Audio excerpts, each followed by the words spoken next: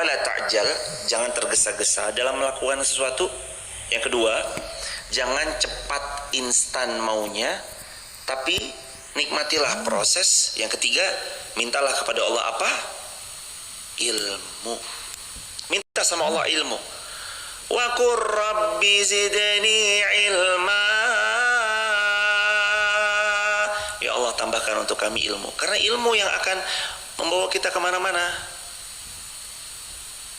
Dan kita tahu diri hadirin bahwa setiap orang pasti punya kapasitas, kemampuan dan keilmuannya masing-masing. Makanya kita gak serta-merta berbangga diri dengan ilmu yang kita punya, karena kita tahu sebanyak apapun ilmu yang kita punya hari ini, akan ada saja ilmu yang gak kita bisa kita lakukan. Contoh, hadirin mungkin jago masak, tapi bisa jahit gak? Belum tentu. Mungkin ada yang jago jahit, tapi bisa masak gak? Belum tentu. Sama, seorang laki-laki mungkin dia memimpin, bisa bangun bangunan? Belum tentu. Ada yang bisa membangun bangunan, tapi apakah terus kemudian beliau bisa ditaruh di bidang lain? Belum tentu. Masing-masing itu punya bidangnya, masing-masing punya porsinya. Bab membangun suatu bangunan, serahkan sama bapak-bapak yang ahli di bidang bangunan, agar supaya bagus. Karena beliau jam terbang juga iya. Semua itu bermain di situ hadirin. Jam terbang nggak bohong hadirin. 115. Allah berfirman, Toha 115, dan sungguh kami pesankan kepada Adam, tetapi dia lupa, kami tidak dapati kemauan yang kuat pada Nabi Allah Adam. Sungguh kami telah memberi perintah kepada Adam sebelumnya, tetapi dia lupa. Ini pelajaran di Quran surah Toha ayat 115. Di antara pelajarannya itu, manusia kadang mudah lupa dan mudah jatuh dalam godaan, sebagaimana Nabi Allah Adam alaihissalam. Jadi manusia itu kayak punya sifat dasar. Salah satu sifat dasarnya itu manusia itu nasia, gampang lupa. Makanya salah satu yang sering membuat kita gagal beramal soleh itu kan menunda-nunda. Setelah ditunda-tunda tuh nanti akhirnya tertunda. Setelah tertunda tuh bukan lagi dilaksanakan, tapi jadi lupa. Udah, nanti dikerjain ini ya, iya nanti ya. Akhirnya lupa. Manusia tuh nasia. Fanasiya walam najid lahu azma. Fanasiya, manusia itu sifat dasarnya pelupa. Dan hadirin gak perlu merasa kegeeran, tolong dicatat baik-baik. Jangan merasa kegeeran dulu, atau jangan kegeeran dulu kalau kita nanti dibully satu Indonesia, bahwa manusia itu pasti akan terus ingat sama kita. Hadirin, kadang kita tuh gak sepenting itu bagi mereka. Mereka juga masing-masing sibuk sama urusannya masing-masing. Mencari nafkah, gimana caranya keluarga tetap bisa sekolah, gimana anak-anaknya tetap bisa makan makanan yang layak. Mereka juga berpikir itu hadirin. Kalau kita hari ini mungkin lagi drop karena satu Indonesia rasa-rasanya itu membuli kita karena satu kesalahan yang kita lakukan, jangan dipikir kita akan terus dibully selamanya. Enggak. Akan ada masanya mereka terus sibuk dengan urusannya dan kita dilupakan olehnya.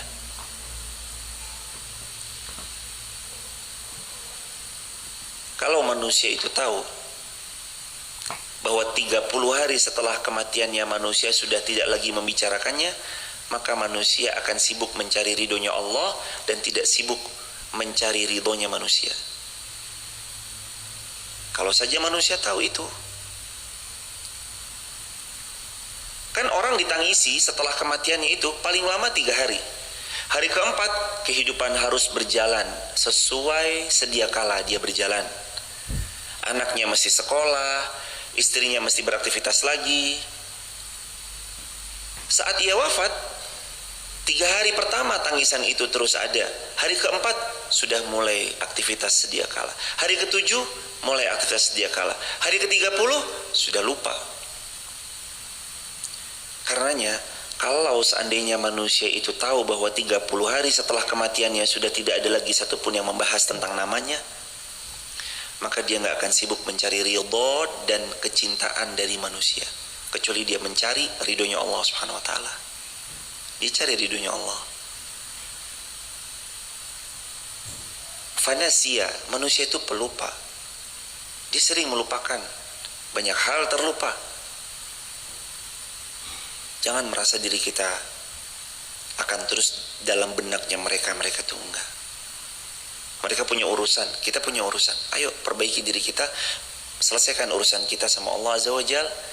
Karena memang hidup ini tentang pertanggungjawaban kita personal kepada Allah Subhanahu wa ta'ala. Itu pertanggungjawaban kita sama Allah. Kita akan dibangkitkan sendirian. Kita akan menghadap Allah juga sendirian. Maka jangan sibuk menghabiskan waktu untuk mencari penilaian di mata manusia, tapi sibukkan diri kita menjadi hamba yang baik di mata Allah Subhanahu wa ta'ala. Karena baik di mata manusia belum tentu baik di mata Allah, tapi baik di mata Allah sudah pasti baik di mata manusia, meskipun banyak manusia kala itu menolaknya. Ketika Nabi Muhammad SAW dibenci oleh segelintir kaumnya pada saat itu, Abu Lahab, Abu Jahal, dan CS beliau, apakah berarti Nabi Muhammad SAW buruk, jelek? Tidak.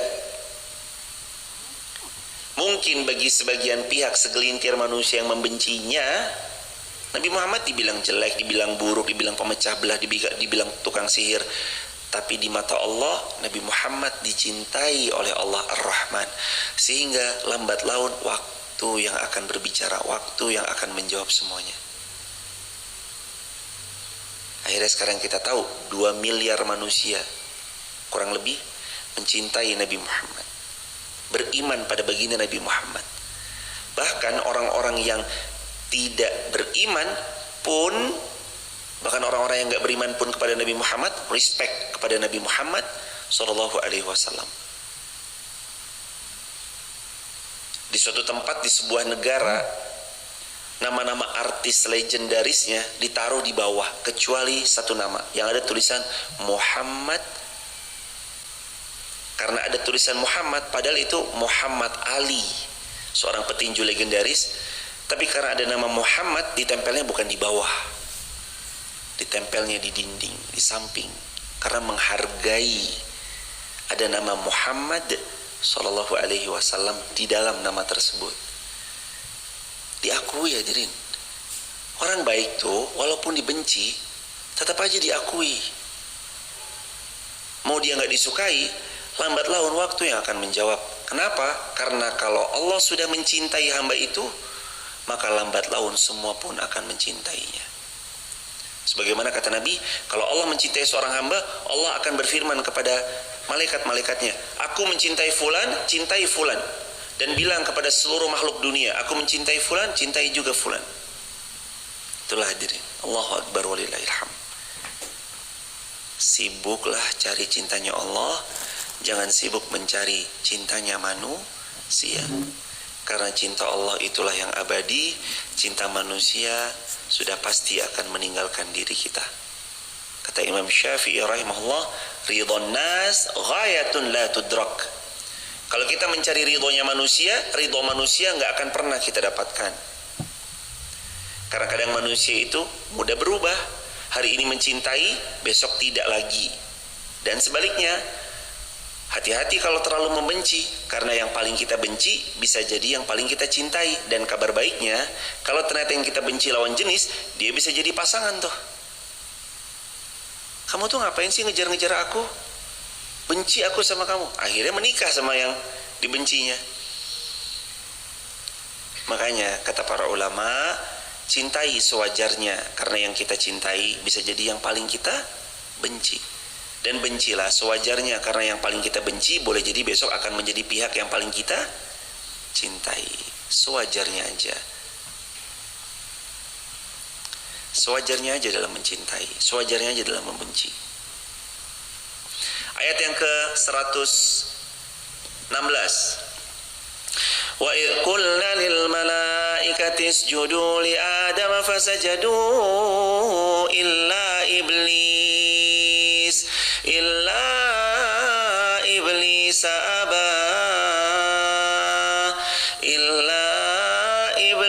aba Dan ingatlah ketika kami berkata kepada malaikat, sujudlah kamu kepada Adam, fasajadu, malaikat semuanya bersujud, illa, kecuali iblis, iblis. Aba, iblis menolak. Apa hikmahnya? Pelajaran yang pertama, jangan biarkan kesombongan menghalangi kita dari mentaati Allah. Itu poin yang pertama di ayat 116. Jangan biarkan kesombongan itu menghijabi hati kita untuk tunduk sama Allah. Salatlah, perbaiki hidup kita dengan mulai memperbaiki salat kita. Dan jangan menghalangi diri kita itu dengan kesombongan. Dan jangan sampai kesombongan itu menghalangi diri kita untuk taat kepada Allah. Kita nggak sholat ya gara-gara kita merasa tinggi. Kita nggak sholat gara-gara kita merasa sombong. Kita nggak sholat karena kita merasa punya kuasa dan tinggi jabatannya dan banyak hartanya. Lalu kita menyepelekan sholat. Atau kita menganggap sholat itu tidak lebih mahal dari kontrak rapat kita dan kontrak meeting kita saat kita meeting tentang satu project. Kita menganggap sholat itu tidak lebih banyak keuntungannya daripada kita melayani customer di toko kita. Bahwa sholat itu kita anggap tidak lebih menguntungkan ketimbang perniagaan dunia yang selama ini sedang kita jalankan. Enggak, hadirin. Allah panggil 5 kali dalam sehari. Allah mau bagi kita kesuksesan, keberhasilan, kemuliaan, ditinggikan derajat dengan sholat, diberkahkan dengan sholat, dilimpahkan rezeki itu dengan memperbaiki sholat. Tapi kadang-kadang yang membuat manusia terhalang dari menunaikan sholat, sombongnya. Karena dia nggak butuh sama Allah, makanya dia nggak sholat. Padahal hakikatnya seorang hamba itu harus butuh sama Allah. Dia harus butuh sama Allah. Kalau ada seseorang merasa nggak butuh sama Allah, dia terhijab karena kesombongannya. Na'udzubillahi min dzalik. Jangan sampai kita sombong. Ingat ya, pelajaran dari sini adalah kesombongan itu bisa menghalangi kita dari mentaati perintah Allah. Jangan sombong, karena kesombongan itu bisa menghalangi kita dari mentaati perintah Allah. Poin yang kedua, kesombongan itu sifatnya iblis. Kesombongan itu sifatnya siapa? Iblis. Jangan sombong. Lagi juga apa sih yang mau disombongin, hadirin? Apa sih yang mau kita sombongkan? Sampai-sampai gara-gara itu kita meninggalkan sholat. Nikmat sudah begitu banyak Allah berikan. Kesehatan, alhamdulillah, dalam 1 tahun lebih banyak sehatnya daripada sakitnya. Rezeki, alhamdulillah, Allah terus menghadirkan dan memberi rezeki kepada kita. Tapi saya itu sekarang sakit-sakitan, sakit kami menahun. Coba dicek, usia berapa beliau? Taruhlah, katakanlah usia kita sekarang 50. Sakitnya 2 tahun. Berarti bukankah 48 tahun Allah bagi kita sehat? Hanya 2 tahun kita sakit terus kita bilang Allah nggak adil. Padahal 48 tahun Allah bagi kesehatan, 2 tahun Allah berikan sakit, lalu kita bilang Allah nggak adil. Jangan lupa, Allah tetap memberi nikmat yang paling banyak nikmatnya. Kesombongan itu sifatnya iblis yang harus kita hindari, yang harus kita kosongkan, yang harus kita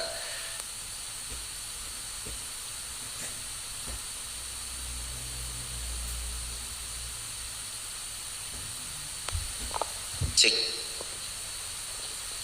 Mohon maaf mas. Subhanallah, subhanallah.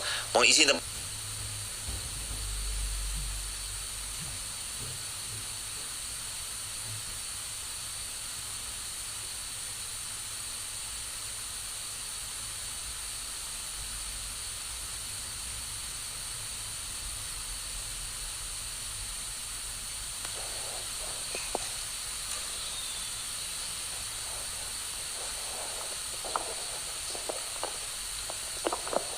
kembali lagi dalam bahasan tadi sampai tentang jangan sombong, karena sombong itu sifatnya iblis yang harus kita hindari. Terus poin yang berikutnya di ayat 116, ayat ini itu mengingatkan kita pentingnya rendah hati dalam taat kepada Allah. penting rendah hati dalam taat kepada Allah.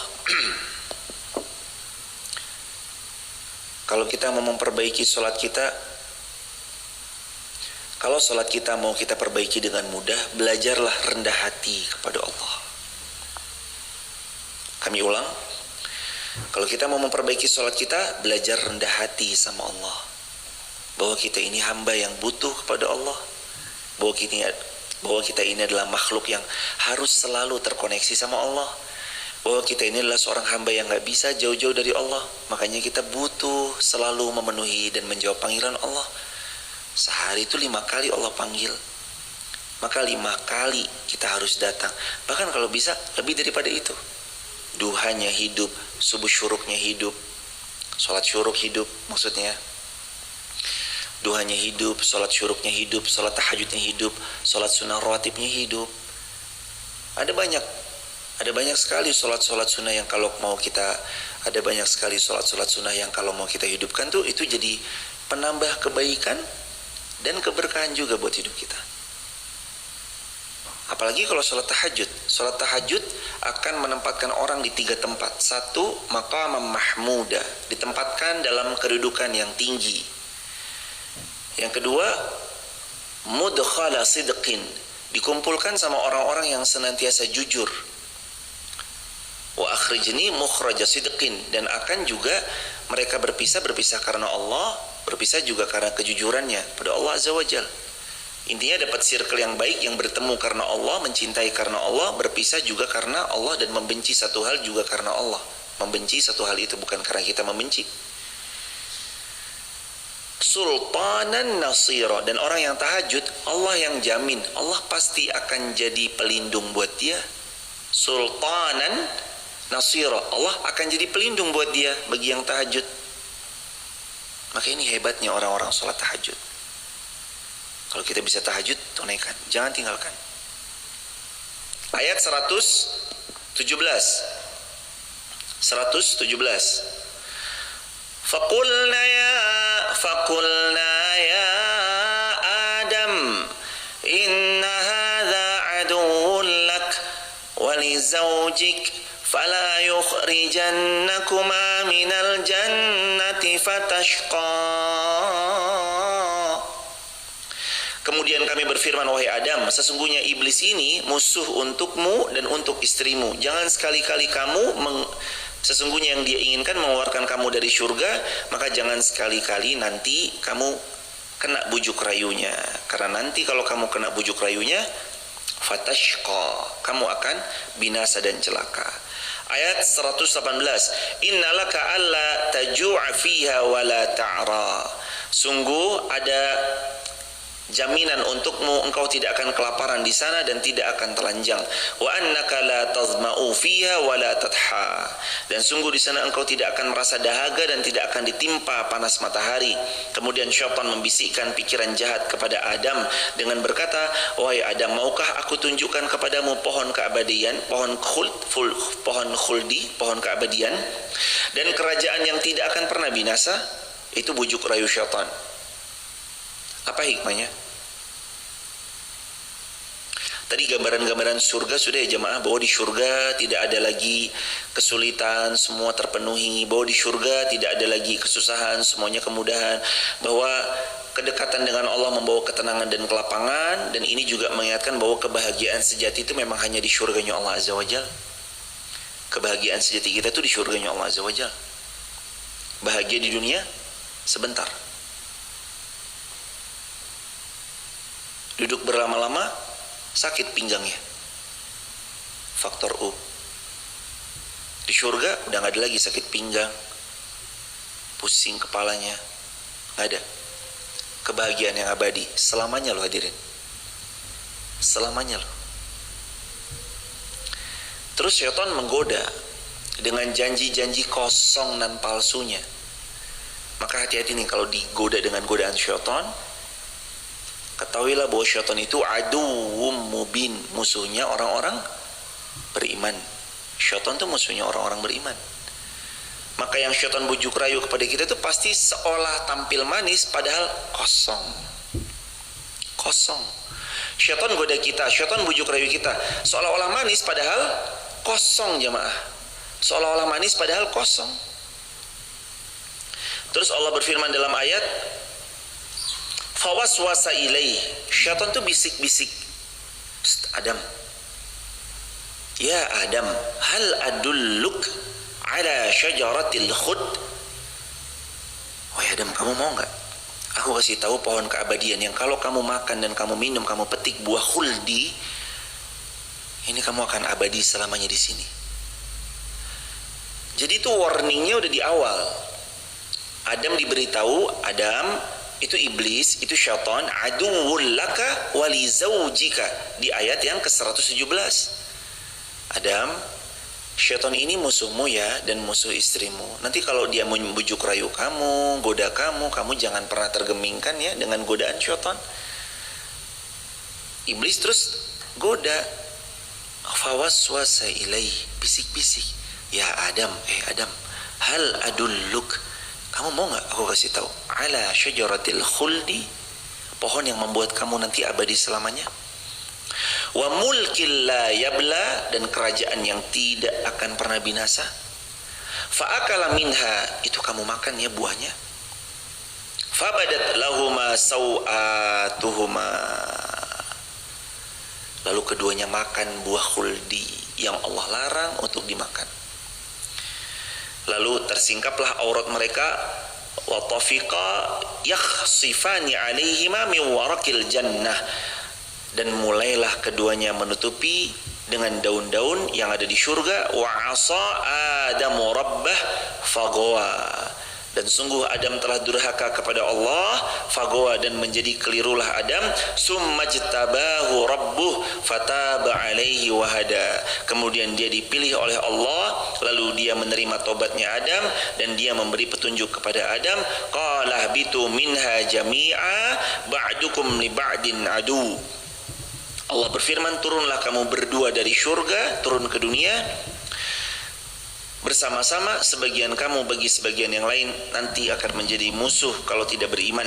Fa imma ya'tiyannakum minni hudan, jika datang kepadamu dariku petunjuk, famanittaba'a hudaya fala yadillu famanittaba'a hudaya fala yadillu wala yashqa, siapa yang mengikuti petunjuk Allah tidak akan tersesat dan dia tidak akan celaka. Ini ya hadirin, ini ayat 123. Pelajaran yang harus kita pegang dari ayat yang tadi kita baca, sesiapa yang taat pada Allah pasti dikasih petunjuk. Siapa yang taat sama Allah pasti gak akan keliru dalam melangkah. Saya ulangi lagi ya, kalau kita taat sama Allah, salah satu bentuk ketaatannya dengan menjaga sholat kita, pasti kita gak akan keliru dalam melangkah. Dan pasti kita akan senantiasa dapat petunjuk dari Allah. Dan pasti kita akan selalu dapat petunjuk dari Allah. Karena orang-orang yang terus mentaati Allahnya, Allah yang akan memberi petunjuknya, Allah juga yang akan menjaga dia dari kekeliruan. Tiap apa yang mau diambil, Allah pasti nanti terbantu. Allah pasti nanti terlibat dalam hal yang mau diambil.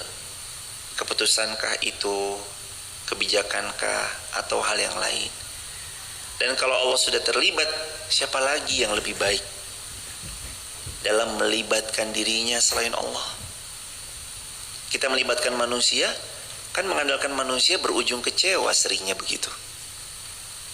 Tapi kalau kita mengharap hanya kepada Allah, mengharap kepada Allah itulah buah dari seluruh kebahagiaan.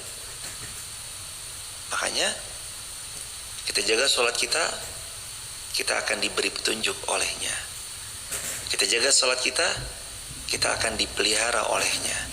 Kita jaga sholat kita, kita pasti akan senantiasa mendapat petunjuk terbaik darinya. Dan kita akan dihindari dari hal-hal yang gak baik buat kita. Poin yang berikutnya, kehidupan selalu akan ada penuh tantangan, tapi berpegang kuat kepada hidayah Allah itu akan jadi jawaban. Hidup ini tuh kan akan selalu penuh tantangan. Manusia punya tantangannya masing-masing. Tapi dengan kita berpegang kuat kepada tali agama Allah, hidayah Allah, hidup itu akan jadi terasa nikmat untuk dijalani. Jadi terasa nikmat untuk dijalani.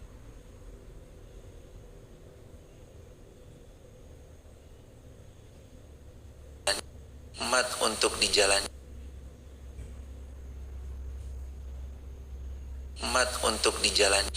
Supaya kita nggak bingung melewati ujian hidup.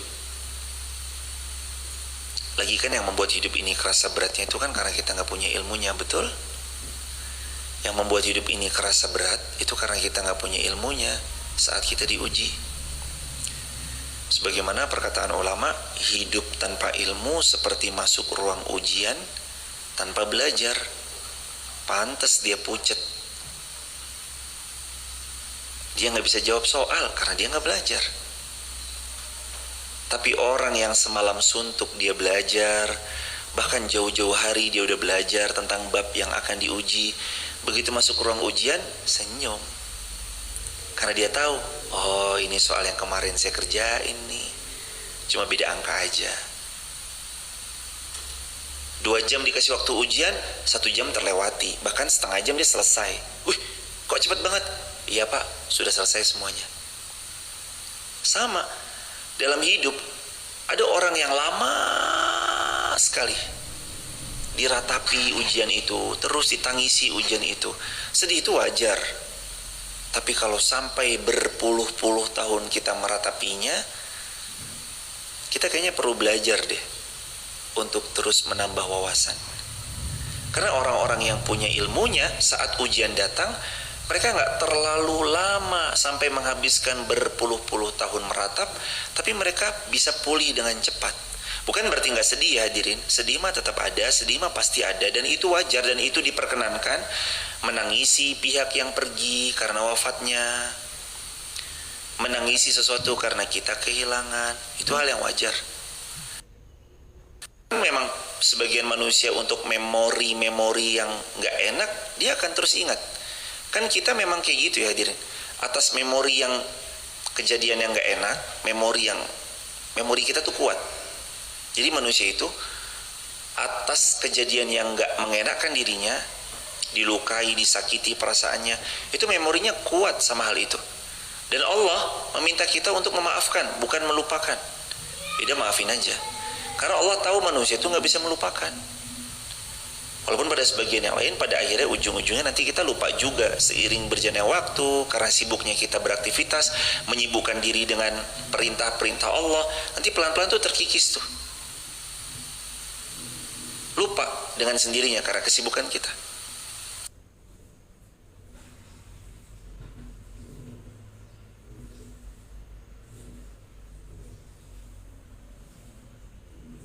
Nanti saat kita diuji, kita nggak kalang kabut hidupnya. Kita nggak terlalu hampir tenggelam kapalnya. Karena kita punya ilmunya, dan ilmu itu menenangkan, menenteramkan, ilmu menjawab semua persoalan dalam hidup. Saya punya kisah. Kisah ini pernah saya ceritain, tapi nggak apa-apa ya di murojaah ceritanya. Seorang ayah pakai topeng yang menyeramkan.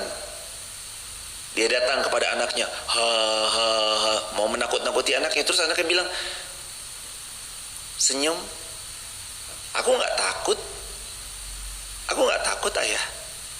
Ayahnya bingung lalu bertanya, kok kenapa kamu kok nggak takut? Kan ayah pakai topeng yang menyeramkan. Aku nggak takut karena aku tahu di balik topeng yang menyeramkan itu ada ayah yang mencintaiku. Anak kecil nggak takut karena di balik topeng itu ada ayah yang mencintainya. Hari ini kita yang lagi ditempa sama ujian, ditipu orang, dicurangi, diculasi dan segala macamnya, gak usah takut. Karena kita yakin yang mendatangkan semua itu adalah Allah. Allah, kan kita tahu Allah itu siapa? Ar-Rahmanir Rahim. Allah tuh yang paling kasih, Allah yang paling sayang sama kita. Masa Allah yang maha pengasih, maha penyayang, Allah menghendaki yang buruk buat kita? Mungkin atau nggak mungkin? Gak mungkin. Walaupun hari ini kita pahit, walaupun hari ini kita ya Ya Allah tulungono ya Allah. Walaupun hari ini kita, ya Allah tolong hamba ya Allah. Ya Allah hamba udah, aduh ya Allah, mumet ya Allah. Ya Allah bingung ya Allah. Ya Allah gampang ya Allah. Ya Allah pusing ya Allah. Ya Allah ini gimana ya Allah. Walaupun dalam melewati fase itu ya tetap ya Allah ya Allah. Tapi kan baik. Bagus kan? Ya Allah kan bagus daripada ya manusia. Lebih bagus ya Allah kan? Gak apa-apa lewati. Karena kita tahu Allah Ar-Rahman, Allah Ar-Rahim, gak mungkin Allah akan mencelakakan kita, gak mungkin Allah akan memudaratkan kita, dan gak mungkin Allah gak bimbing kita kepada hidup yang lebih baik. Suatu hari nanti, hari ini itu akan jadi cerita.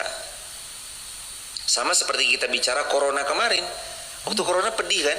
Sedih kan? Gimana gak sedih? Semua toko tutup. Kami punya dagangan di alun-alun Al-Baik rica-rica ayam tutup. Kami punya dagangan Al-Baik fried chicken tutup. Kami punya Al-Baik Thai tea tutup. Tiga-tiganya dagangan kami, usaha kami kala itu tutup semuanya. Gak ada yang bertahan ketika pandemi. Gimana hidupnya? Ya Allah jemaah. Ya Allah, ya Allah, ya Allah, ya Allah. Sama, hadirin juga punya kisah yang sama ketika pandemi kemarin. Tapi sekarang 2024 kita menengok 4 tahun yang lalu di 2020. Gimana? Ternyata Allah baik ya, ngajarin kami manajemen finansial yang baik. Dana itu harus kebagi ke beberapa hal. Harus menyiapkan kadang-kadang kalau ada kejadian yang di luar ekspektasi kita. Dan walaupun kita gak punya tabungan, ada kan sebagian kita kemarin benar-benar gak punya tabungan, tapi hidup gak sampai sekarang. Itu buktinya bisa live streaming. Teman-teman TikTok, YouTube, Instagram, kemarin kan kita juga gak punya tabungan kan. Habis tabungan kita. Masih hidup gak sampai sekarang? Hidup. Yang jamin rezeki kita siapa sebenarnya? Kita atau Allah? Allah. Hidup dengan ilmu. Ilmu itu yang menenangkan, menenteramkan. Nah ini ayat satunya lagi, ini ayat favorit saya nih. Toha 124. Ini ayat favorit saya. وَمَنْ أَعْرَضَ عَنْ ذِكْرِي فَإِنَّ لَهُ مَعِيشَةً ضَنْكًا وَنَحْشُرُهُ يَوْمَ الْقِيَامَةِ أَعْمَى. Dan barang siapa yang berpaling dari peringatan Allah, maka sungguh dia akan menjalani kehidupan yang sempit.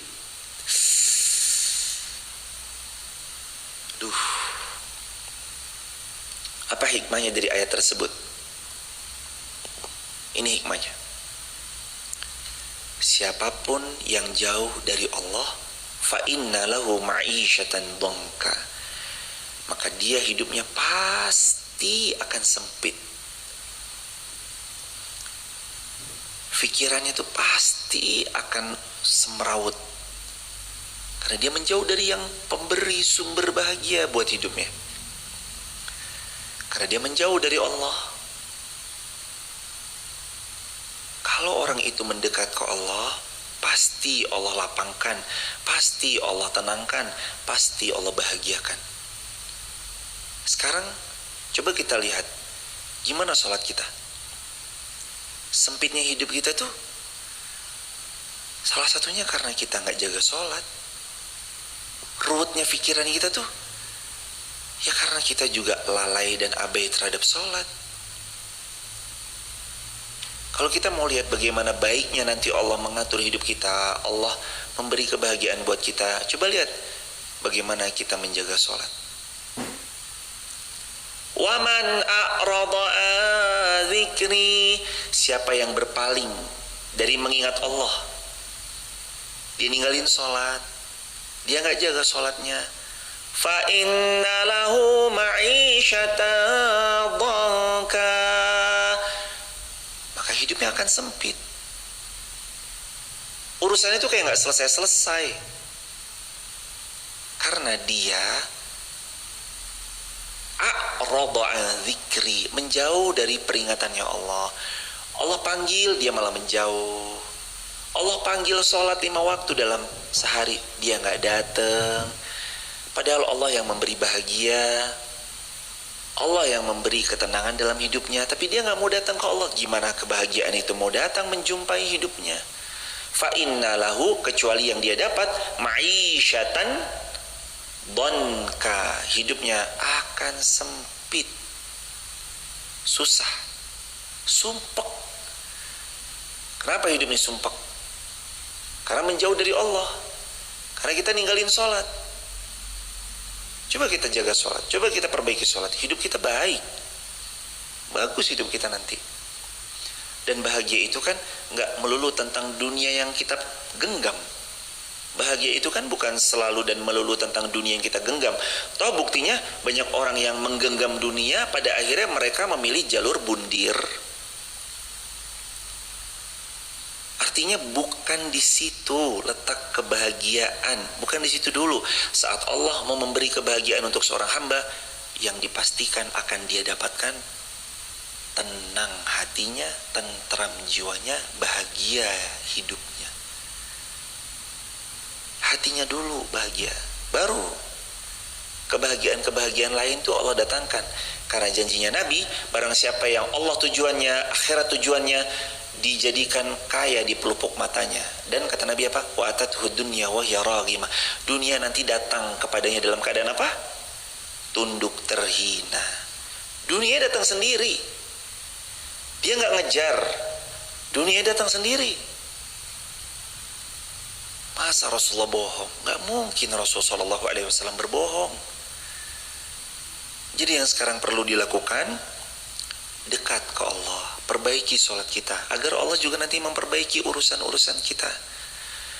Kalau kita mau lapang urusannya, penuhi panggilan Allah, banyak-banyak an zikri, mengingat Allah. Cara mengingat Allah selain berzikir lisan, apa caranya? Menunaikan sholat, jaga sholat. Itu cara kita mengingat Allah, jaga sholat. Kehidupan yang jauh dari Allah akan terasa sulit, meskipun secara lahiriah terlihat nyaman. Walaupun mobilnya bagus, rumahnya mewah, kendaraannya prima, terkenal orang kaya, tapi kalau Allah porak-porandakan hatinya, itu semua nggak ada artinya tuh. Yang ada hanya isak tangis, isak tangis, isak tangis. Dan coba lihat anak kecil, dia mungkin belum punya mobil yang mewah, dia belum punya rumah yang megah. Kenapa senyumannya begitu indah? Dia nggak pernah nangis, ketawa, senyum, riang, gembira. Padahal dunia, waktu kita kecil, coba jemaah, perhatikan lagi.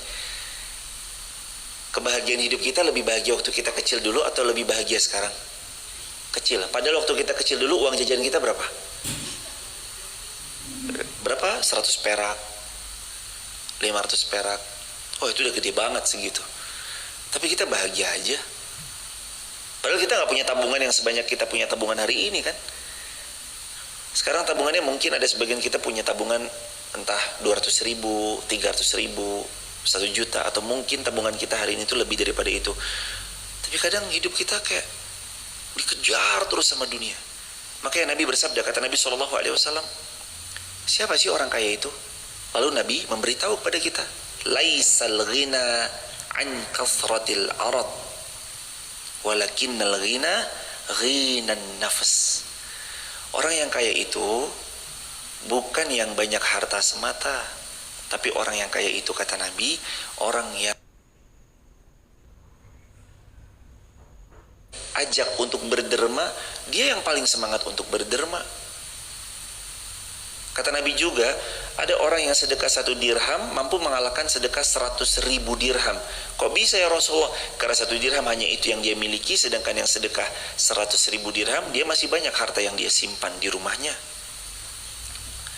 Ini kan juga jadi pertanda bahwa ini bukan tentang banyak-banyaknya nominal, tapi tentang seberapa besar effort kita di dalam mengeluarkan apa yang kita punya untuk Allah Azza wa Jalla. Hadirin yang dimuliakan Allah, yuk kita lapangkan hidup kita.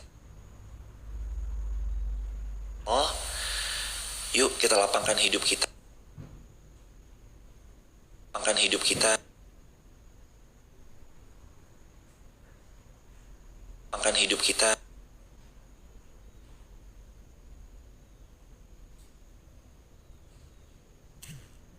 Dapat.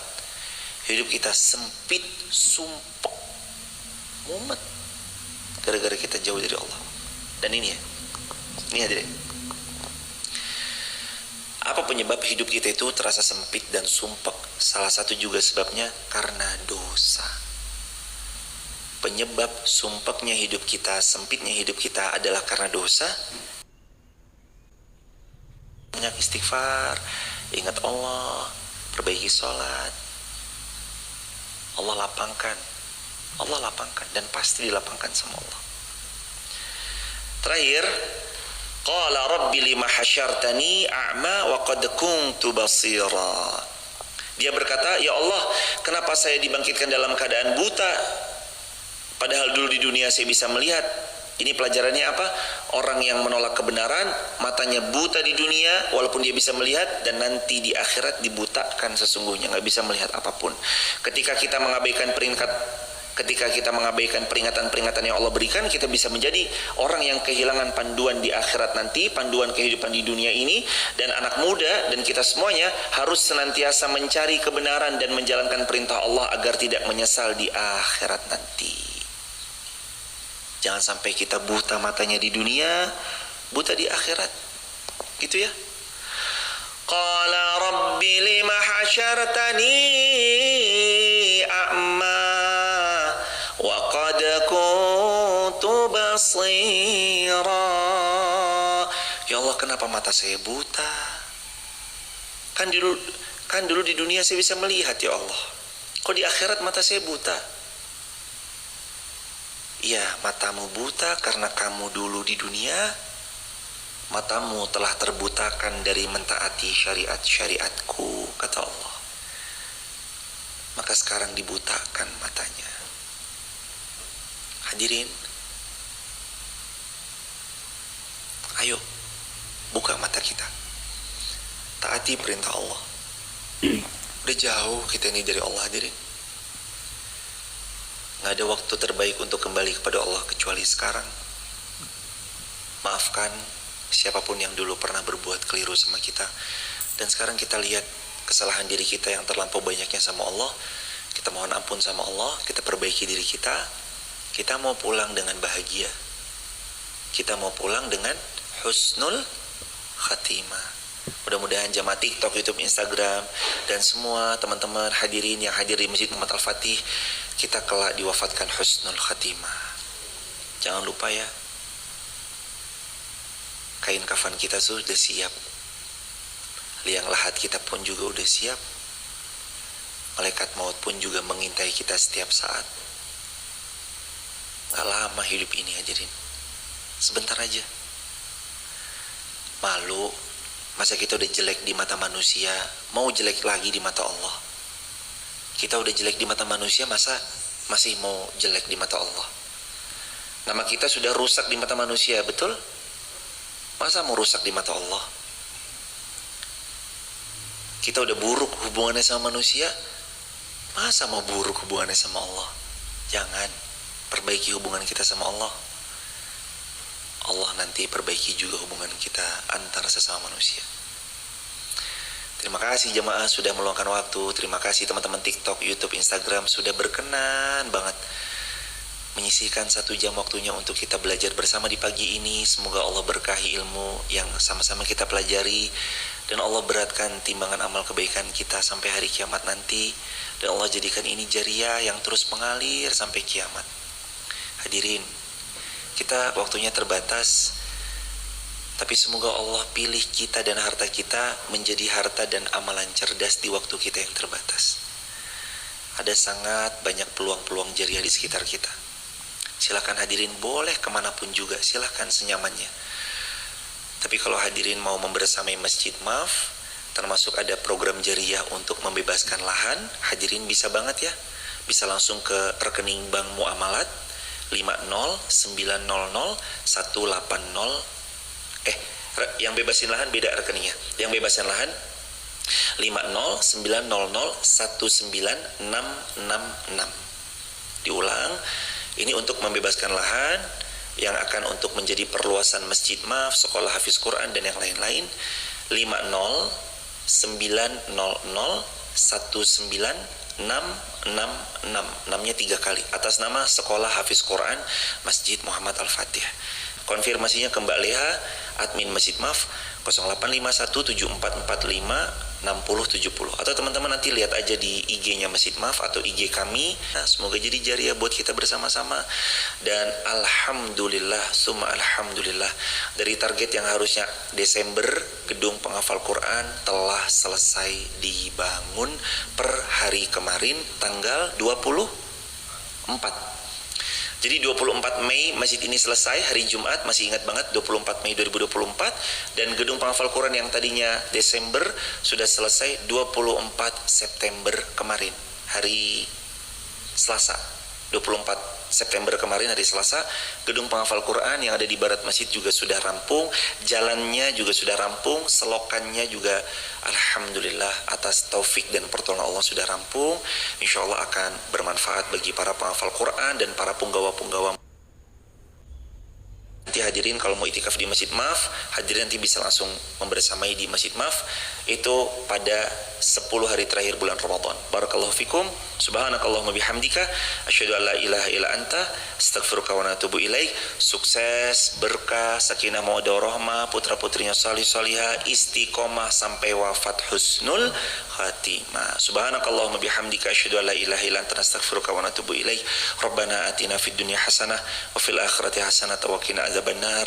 Ya Allah, mudahkan segala urusan kami, berikan kami rezeki yang makin berkah berlimpah, datangkan untuk kami rezeki yang halal, rezeki yang nikmat untuk kami nikmati, bukan rezeki yang syubhat apalagi haram. Ya Allah, datangkan orang-orang yang baik. Rabbi habli hukman wa alhiqni bis salihin wa alhiqni bis salihin wa alhiqni bis salihin.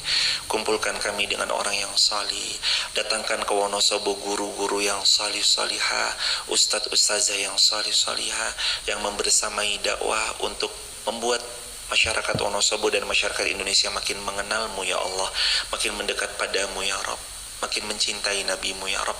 Datangkan orang-orang salih ya Rabb, datangkan orang-orang yang profesional di bidangnya masing-masing untuk mensupport dakwah di Wonosobo dan dakwah di seluruh dunia. Datangkan orang-orang terbaik ya Allah. Ya Allah, berikan yang terbaik, berikan yang terbaik untuk syiar agamamu ya Allah, agar kami senantiasa semakin baik dalam mensyiarkan agamamu ya Rabb. Rabbana atina fid dunya hasanah fil akhirati hasanah wa qina azabannar. Alhamdulillahirabbil alamin. Barakallahu fikum.